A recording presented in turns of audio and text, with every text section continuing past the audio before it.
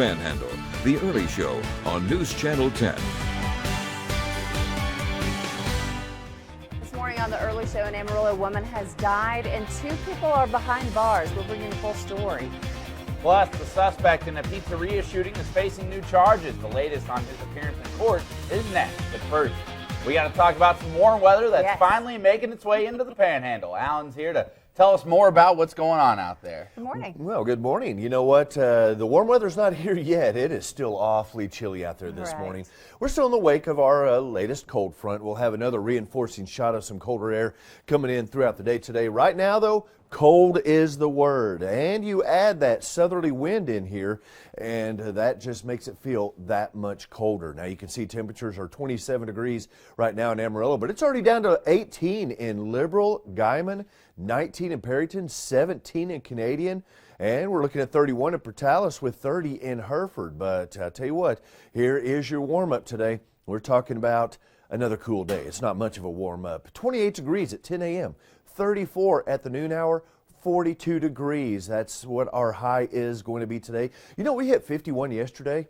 It might not have felt like it because it happened just a little bit after midnight yesterday. So we stayed in the 40s through the afternoon hours. But we have another cold shot headed this way. You can see that secondary push of colder air that's going to be coming in, keeping us in the 40s. But I tell you what, we are going to be warming up as we head towards the weekend. Now, let's look at this 7-day forecast. You can see we have 58 for tomorrow, southwest winds at 15 to 25, 76 on Friday. And I said warming up for the weekend. I misspoke. We have a high of only 40 there on Saturday. We might even see a little bit of snow. We'll talk about that later. Right now, back to news. Thank you, Alan. New this morning, News Channel 10 has confirmed an overnight fire is under investigation. Around 2 this morning, a fire started in the 800 block of South Parker Street. We're told a detached garage burned for almost an hour.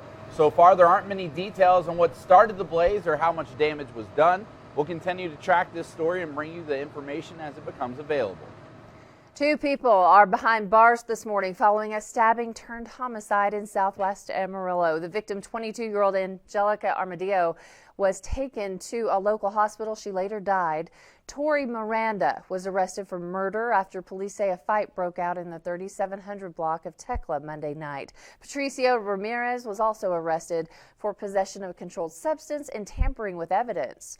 Ginger Nelson has officially announced her candidacy for mayor of Amarillo. She spoke out about how she wants to see meaningful change in Amarillo. Specifically, she plans to improve the quality of the roads, reduce crime, and boost the local economy by promoting small businesses. Nelson has lived in Amarillo for more than 20 years. She owns and operates her own law practice and has served on the Amarillo Economic Development Corporation board. The investigation continues into an officer-involved shooting in Bakersfield, California that left a 73-year-old man dead. Police say they were called to Francisco Cerna's neighborhood after reports of a man threatening neighbors and possibly having a gun. When police arrived, they say Cerna walked toward one officer and ignored requests to remove his hands from his jacket before the officer opened fire. Officers did not locate a firearm at the scene, but rather a small crucifix. They later concluded that Cerna was not armed at the time of the shooting. Cerna's family says that he was suffering from dementia when he was killed. The Pizzagate suspect will now face federal charges. Edgar Welch was arrested last week in Washington after police say that he fired a rifle several times into a pizzeria. The 28-year-old says that he was investigating a conspiracy theory that the restaurant was the site of a child sex trafficking ring run by prominent Democrats. In court Tuesday, prosecutors dropped local charges because Welch is now charged with interstate transportation of a firearm with intent to commit an offense. Ohio Governor John Kasich vetoed an amendment known as the Heartbeat Bill. The vetoed proposal would have been the nation's strictest time-based legislation, banning abortions around 6 weeks. However, Kasich approved a law that prevents abortions after 20 weeks of pregnancy. The governor described the measure as the most legally sound and sustainable approach to protecting the sanctity of human life. Still to come, a ceasefire is broken. We'll bring you the latest in your international news.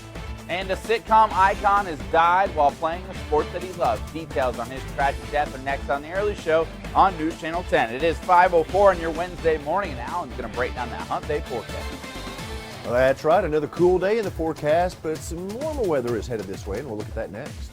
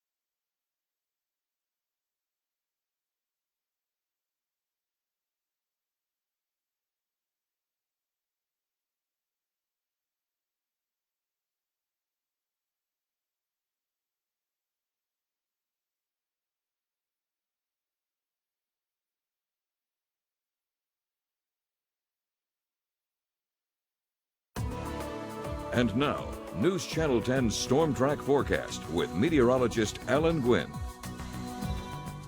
Good Wednesday morning. Glad to see you again. That's right. It's finally hump day. I'm not doing. I was about to say somebody's got to do the I can't do the camel. I've been threatened by my children not to embarrass them again. So anyway. Well, I mean. But I try to do it at least once a day anyway. So I should have done the camel. So what's going on? Well, we have another cold day ahead of us, but we are going to see a warm up here next couple of days. And well, you can see cold out there right now.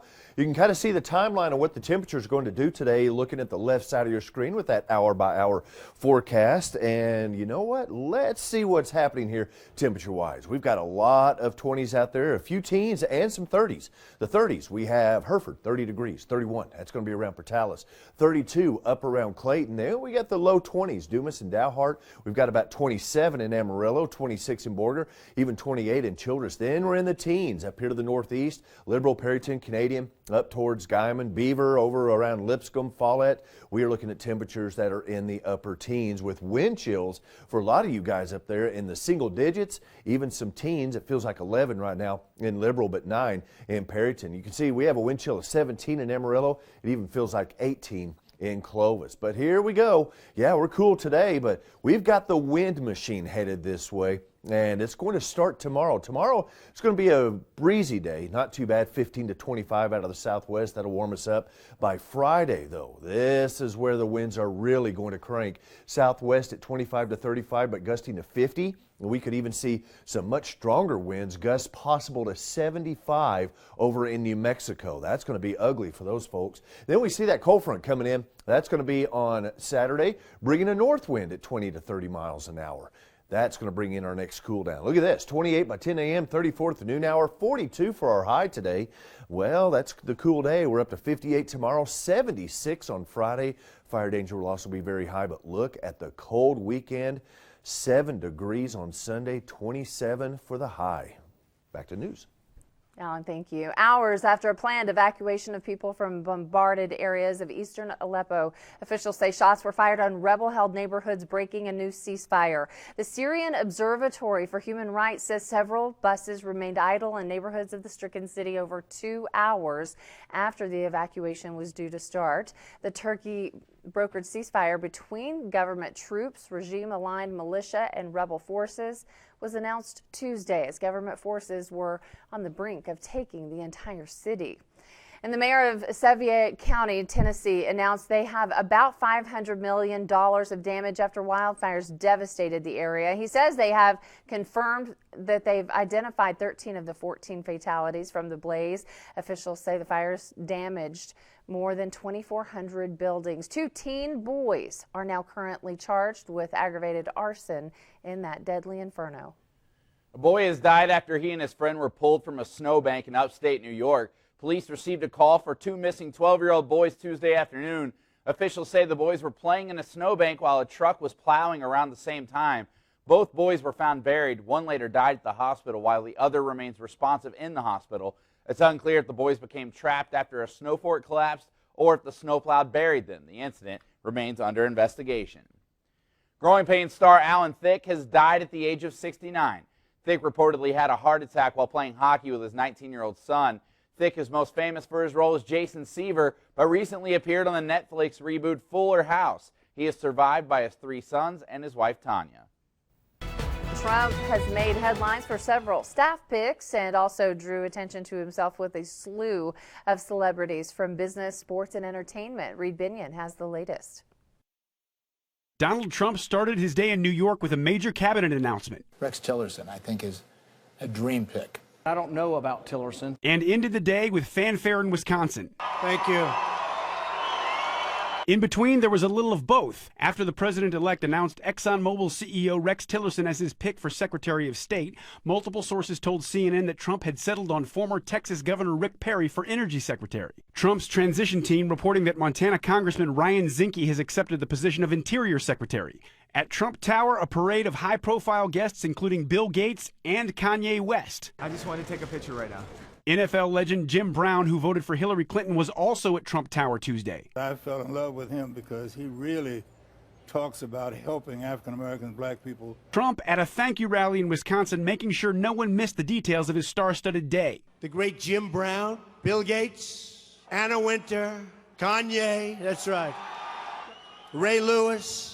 Meanwhile, on Capitol Hill, a push to further investigate Russia's hacking of the presidential election, something Trump has downplayed and dismissed. But Republican chairman of the Senate Foreign Relations Committee, Senator Bob Corker, saying Tuesday that the committee will hold hearings on Russia's hacking. I'm Reed Binion reporting.